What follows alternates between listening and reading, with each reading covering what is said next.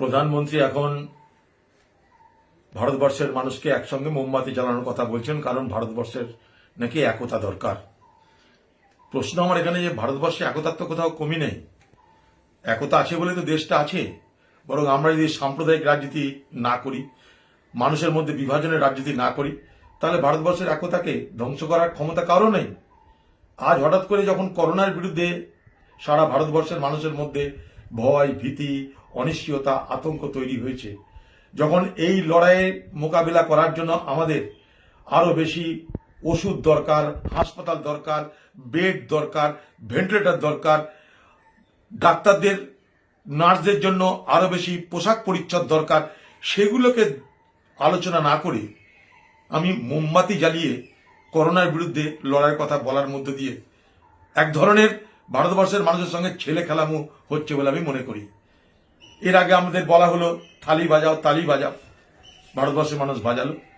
ডাক্তারদেরকে উৎসাহিত করার জন্য, নার্সদেরকে উৎসাহিত করার জন্য কিছু করতে আমাদের কোনো আপত্তি নেই, কিন্তু যখন যেটা করা দরকার সেটা তো করতে হবে।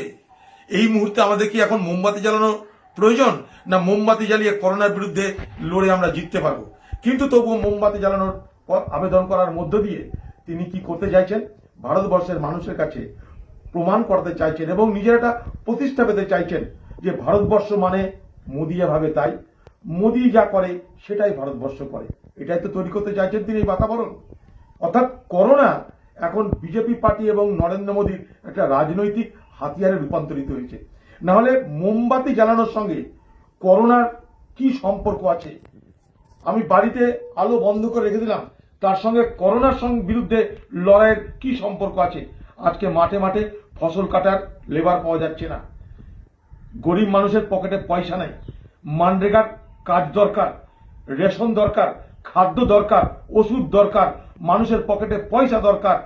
সেই সমস্ত বিষয় মাথা না ঘামিয়ে, যেগুলোর সঙ্গে করোনার কোনো সম্পর্ক নেই, আমাদের প্রতিদিনের জীবনের কোনো সম্পর্ক নেই, এখন মোমবাতি জ্বালানোর গল্প শুরু করে দিচ্ছে।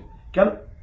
এটা একটা খুব পরিকল্পিতভাবে একটা রাজনৈতিক ইভেন্ট বানানোর চেষ্টা করছে।